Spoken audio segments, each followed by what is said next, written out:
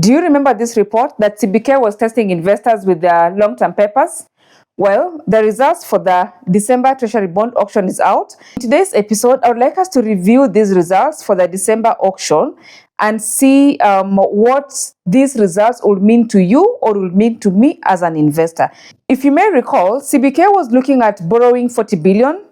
And what was the performance of the papers like? Now, the SDB1, the 15-term paper, which had a coupon rate of 12%, received bids worth 4 billion. That is just 11.47% of the amount which was floated, okay? And the other paper, the longer paper, which had a coupon rate of 13.92%, the higher coupon, received bids worth 48.5 billion. That is a whopping 121% performance, okay? So we had an oversubscription in the FXD1 2021-25, the 13.92% coupon paper, and the other paper, the shorter paper, which had 15 years to maturity and had a lower coupon rate of 12%, same tax rate, received bids worth just 11.47% of the 40 billion. Now, the shorter paper, the SDB1 2011-30, was auctioned at a discount. It was sold at a dirty price of 95.3417, and it had accrued interest of 3.9231, meaning that it was sold at a discounted price of 91.4187. So that gives us a discount of 8.5814. As we proceed in the video, we are going to see, does this discount make it lucrative? Anyways, the other paper, the FXD1 2021-025 paper, received bids worth 48,542, like we have said. That is a 121% performance. Bids accepted was 43,218, and it had a coupon rate of 13.92, giving us a net coupon rate of 12.53. Now, this paper was auctioned at 103.3844. Is that a premium or a discount? Leave me a comment in the comment section. And it had accrued interest of 1.3388, meaning that its clean price was 102.0456. Now, the 15-year paper was sold at 91.4186, a discount of 8 shillings. And this 22-year paper, the longer paper, was being sold at a premium of 2 shillings. Which one do you think is better for you? The one that is being sold at a premium of 2 shillings, or the one that is being sold at a discount less by 8 shillings? Which one would you have gone for? I'll tell you why. Most of the institutional investors went for the premium of 2 shillings, went to pay slightly more by 2 shillings vis-a-vis, and notes rather, the discount of 8 shillings. Anyways, now, if you had put a bid of 1,000 shillings or 1 million, the clean price being 91.42 shillings, clean price is the price that does not have the interest accrued, okay? So the clean price at 91.42 shillings, it means that the principal that you'll be remitting to CBK is 914,186. I'm taking out interest accrued because that is money that will be paid back to you. Let me clarify that first before you start asking in the comment section. Now, I do not mean that if you had put a bid of 1 million, you are going to remit to CBK 914. No, I am doing arithmetic for us to understand, to get the absolute returns on investment. If you had put a bid of 1 million, the amount you remit to CBK will include interest accrued. And CBK have communicated this to you in your email, or you can see it in your DAO CSD, all right? But if you had put a bid of 1 million, the clean price is 91.42, all right? Meaning that you'll be remitting to CBK 914,186 plus the accrued interest, all right? And since the net coupon rate is 10.8% on this paper, it follows that out of your bid price of 1 million, you shall be earning coupons of 108,000 every year. Remember, coupons is paid semi-annually. Every 6 months, you receive your coupons. So every single year, financial year or calendar year, you'll be receiving coupons worth 108,000 shillings. That is the 10.8% of 1 million. Okay.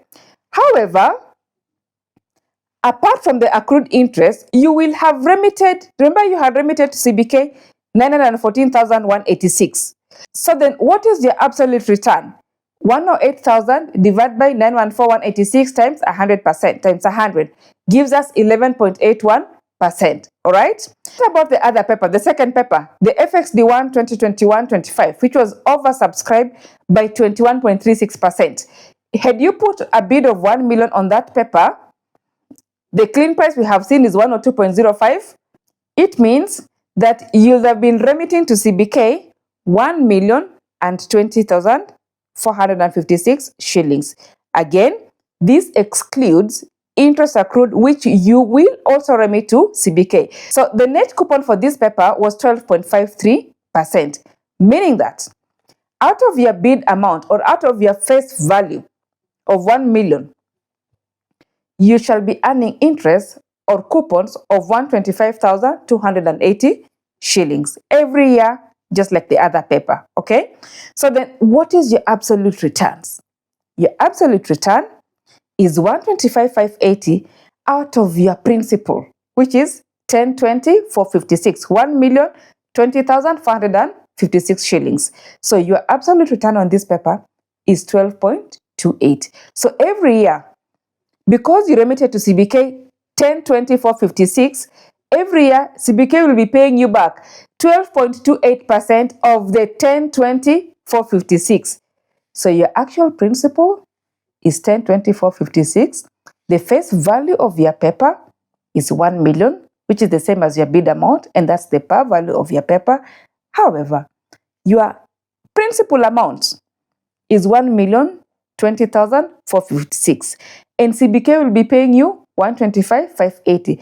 That means that you'll be earning 12.28% of your principal investments. Okay? Different investors have different investment objectives.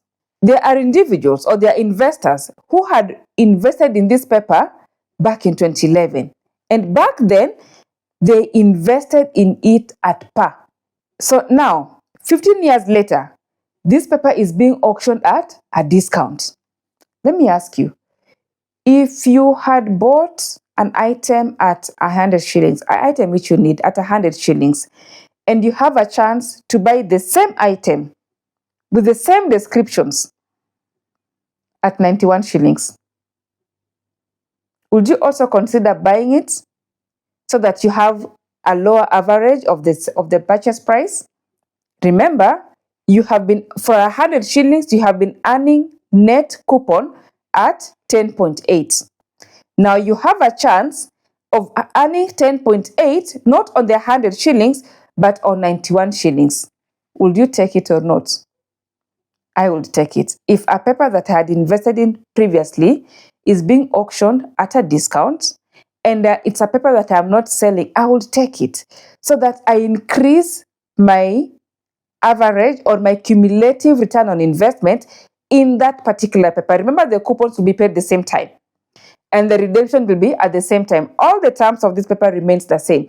It's just that initially when I put a bid of 1 million, I remitted to CBK 1 million back in 2011.